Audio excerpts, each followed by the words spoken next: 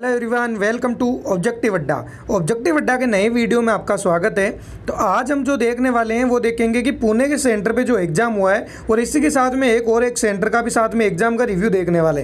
तो वहाँ पे क्या स्पेशल था आज के एग्ज़ाम में और क्या नए क्वेश्चन पूछे गए। वैसे आपने देखा होगा कि हर एक सेंटर पर ही थोड़ा सा पैटर्न चेंज होता है, लेकिन बाकी जो उस सेंटर पर फिर जितने भी एग्ज़ाम होते हैं सबका पैटर्न वही रहता है। तो आपको एक एक करके मोस्टली हमने सारे ही सेंटर का एग्ज़ाम रिव्यू दे दिया है। तो आज आप ये भी देख लीजिए कि अगर आपका पुणे के एग्जाम पे सेंटर है तो आपको कौन कौन से टॉपिक करके जाने चाहिए जो सबसे ज़्यादा ज़रूरी है। उससे एक आपको आइडिया हो जाता है कि अगर आप ये टॉपिक करके जाते हो तो आपका 99% चांस है कि वही टॉपिक रिपीट होकर आपको एग्जाम में मिल जाए। तो अब चलिए शुरू करते हैं। तो हम रिव्यू करने वाले हैं, वो प्रशांत ने भेजा है और इनका सेंटर एग्जाम कहाँ पे था तो आप ये देख सकते हो, चंदन नगर पुणे के अंदर इनका एग्जाम था। तो क्या क्या पूछे गए थे सब कुछ अपन डिटेल में देखेंगे। इससे पहले अगर आपका भी अगर एग्जाम होता है या फिर रिजल्ट आता है, कोई भी आपके पास नई इंफॉर्मेशन होती है और अगर आप हमारे साथ में शेयर करना चाहते हो तो आप कहाँ पे शेयर करोगे, इसके लिए आपको हमें टेलीग्राम और इंस्टाग्राम दोनों के लिंक आपको वीडियो के डिस्क्रिप्शन बॉक्स में मिल जाएंगे। वैसे टेलीग्राम पे हमने एयरपोर्ट्स के लिए अलग से ग्रुप बना रखा है जिसमें ऑलरेडी 1350 प्लस स्टूडेंट ज्वाइन है। तो आपका अगर कोई भी डाउट हो तो आप वहाँ भी पूछ सकते हो या फिर आप हमें पर्सनल मैसेज करके भी इंस्टाग्राम पे पूछ सकते हो। अब चलिए शुरू करते हैं। तो इनका एग्जाम आप देख सकते हो 13 अगस्त को था। कौन सी पोस्ट के लिए एग्जाम था तो एचकेएस पोस्ट के लिए इनका एग्जाम था और एग्जाम का लेवल एकदम इजी लेवल के क्वेश्चन आ रहे। मोस्टली ये तो देखो सभी जगह ही है, इतना हार्ड लेवल के कहीं भी क्वेश्चन नहीं पूछे गए अभी तक। जितने भी हमने रिव्यू किए हैं किसी के अंदर भी आपने नहीं देखा होगा कि बहुत ज़्यादा हार्ड या डीपली क्वेश्चन पूछे गए, एकदम नॉर्मल ऊपर ऊपर से क्वेश्चन पूछे जाते हैं। अब एक RT-PCR मांगी क्या और आपके सारे डाउट एकदम एक साथ क्लियर हो जाएंगे। कुछ क्वेश्चन चलो याद हो, नेगेटिव मार्किंग है या नहीं, रिजल्ट का क्या बोला, तो ये सारे के सारे डाउट चलो देख लेते हैं। RT-PCR को आपको अगर पुणे के अंदर एग्जाम देने जा रहे हो तो नहीं चाहिए। वैसे RT-PCR तो सिर्फ और सिर्फ एक महाराष्ट्र के अंदर स्टार्टिंग के अंदर मांगी गई थी, उसके बाद RT-PCR शायद किसी भी सेंटर पे आपसे नहीं मांग रहे। अब जो अगला है नेगेटिव मार्किंग नहीं थी।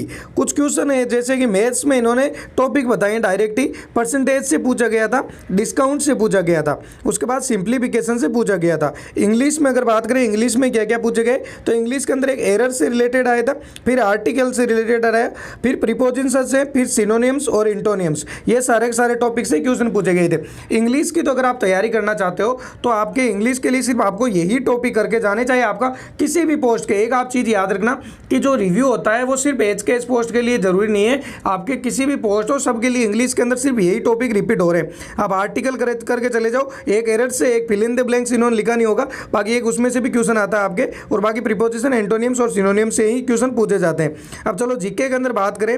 पहले वही इन्होंने बताया कि रिजल्ट का क्या हुआ था, तो रिजल्ट के लिए इनसे फ़ोन नंबर लिए गए, ठीक है। उसके बाद देखें कि जीके के अंदर क्या क्या क्वेश्चन आए थे। जीके के अंदर जो पहला क्वेश्चन आया था कि प्रोटॉन है उसको किसने खोजा था। अगला जो सेकंड नंबर क्वेश्चन था कि देश की दूसरी चटाई, ये सॉरी समझ में नहीं आ रहा है ये क्या कहना चाहते हैं, बाकी ये आप क्वेश्चन देख सकते हो क्या था सेकंड नंबर क्वेश्चन। आपको समझ में आता है तो आप कमेंट बॉक्स में लिख के बताना क्या क्वेश्चन था ये। फिर है कि पहला रेलवे ब्रिज कौन सा था।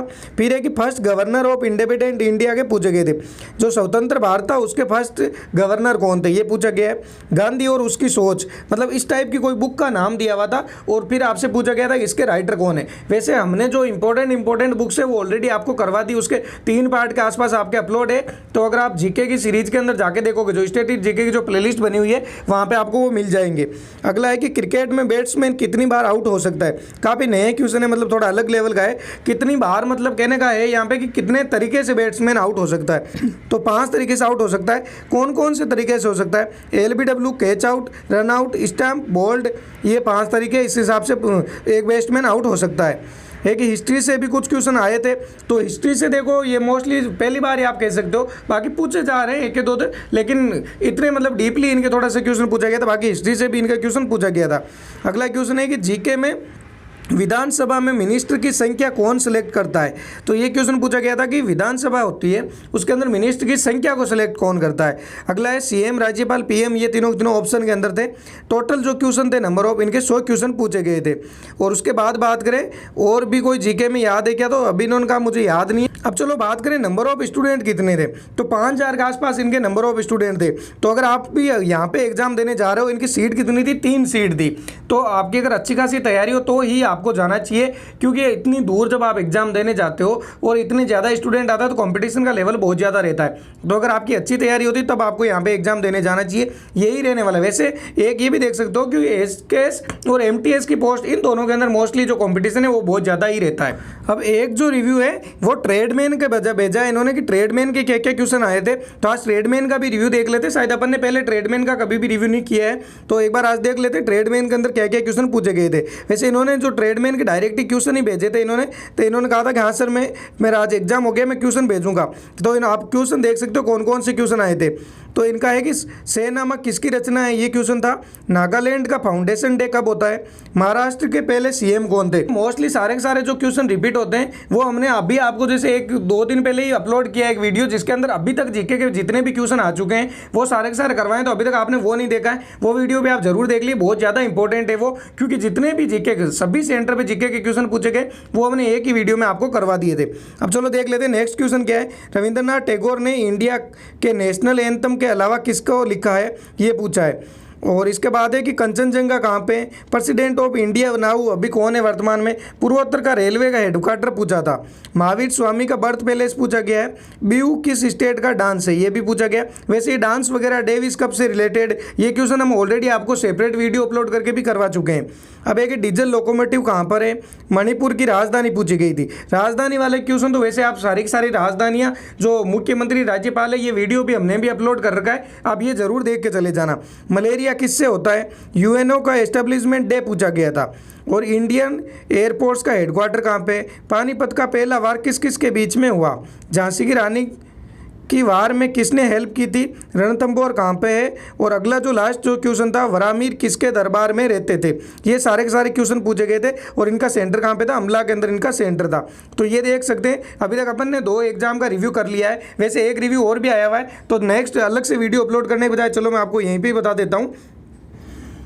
अब जो आज का अपना जो लास्ट रिव्यू है वो देख ले सकते हो आप, किसने भेजा है, ये रिव्यू भेजा है गुरुजी ने। तो अब इनका सेंटर कौन सा था, गुरुजी के सेंटर था अमला पे। वैसे गुरुजी नाम क्यों दिख रहा है आपको पता होगा, जो भी हमारे पास में स्टूडेंट जो रिव्यू भेजते हैं टेलीग्राम पे ही भेजते हैं, और अगर आप टेलीग्राम पे जो भी अपना नाम लिखते हो वही सभी को शो होता है, इसलिए जो भी स्टूडेंट ने नाम लिख रहा था वही शो होता है। और कई बार क्या होता है कि आप हमें इंस्टाग्राम पे या फिर वीडियो के कमेंट बॉक्स में और या फिर पर्सनल मैसेज भी करके पूछते हो कि सर जिस स्टूडेंट ने रिव्यू दिया है उसके मोबाइल नंबर दे दो। देखो मोबाइल नंबर देना वैसे पॉसिबल नहीं होता है, क्योंकि जो भी हम स्टूडेंट रिव्यू भेजते हैं टेलीग्राम पे भेजते हैं, और टेलीग्राम पे आपको पता है कि जो मोबाइल नंबर है वो कभी भी शो नहीं होते। चलो देख लेते हैं कि इन्होंने कहा पहले नेटवर्क की प्रॉब्लम है, और ठीक है हमने कहा रिव्यू आप फ्री होके भेज देना। तो इन्होंने कंप्लीट रिव्यू भेजा है कि 6 बजे की शिफ्ट थी, खुद का पेन लेके जाना है, साथ में बैग लेके रखवाने की वहाँ पे सुविधा थी। 6 बजे लाइन लगी, बारी बारी सबको चेक किया और फोटो लेके कुछ मांग रहे थे, मुझसे भी मांगा था, फिर आगे लाइन में बिठा दिया, फिर खाने पीने का सामान लेकर आए, फ्रेश होकर और टॉयलेट जा सकते हैं, ये सुविधा भी वहाँ पर उनकी तरफ से ही थी अंदर ही। फिर ठीक है, फिर 9 बजे खड़ा करके रूम में ले गए, 10 बजे एग्जाम दे दिया, एंड बोला कि सभी पर्सन नेगेटिव मार्किंग नहीं है, और फिर 12 बजे एग्जाम ले लिया। क्वेश्चन पेपर और आंसर शीट साथ में आती चिपकी हुई वो वहाँ पे उन्होंने ले ली थी। अब चलो एक एक क्वेश्चन और देख लेते हैं, जो आपके जो डाउट होते हैं सारे के सारे क्लियर हो जाएंगे। कितने क्वेश्चन पूछे गए थे, 100 क्वेश्चन पूछे गए थे 2 घंटे के अंदर। ट्रेडमैन का इनका एग्जाम था, और इनके क्वेश्चन क्या क्या थे, हमारे राष्ट्रपति का नाम बताना था, एयरपोर्ट्स का मुख्यालय कहाँ पे, और अगला क्वेश्चन था मतलब जिसने कोई क्लास ली है वो कर सकता है, और रीजनिंग में प्रॉब्लम हुई, मैंने वो चैप्टर किया ही नहीं था अभी तक। ठीक है, अब एक ये नॉर्मल देखो, एक बार जो इन्होंने थे कि प्रोसेस भेजा था, तो हमने ये भी साथ में देख लिया कि क्या क्या रिव्यू था इनका। बाकी जो इन्होंने कंप्लीट क्वेश्चन कोई भी नहीं भेजे थे, और भी जैसे कोई रिव्यू हमारे पास अवेलेबल होंगे तो हम आपको अवेलेबल करवाते रहेंगे। बाकी आप कमेंट बॉक्स में भी लिख के ज़रूर बताना कि अब हमें आगे भी और भी रिव्यू को कंटिन्यू रखना चाहिए, या फिर अब इतने ही रिव्यू काफ़ी है।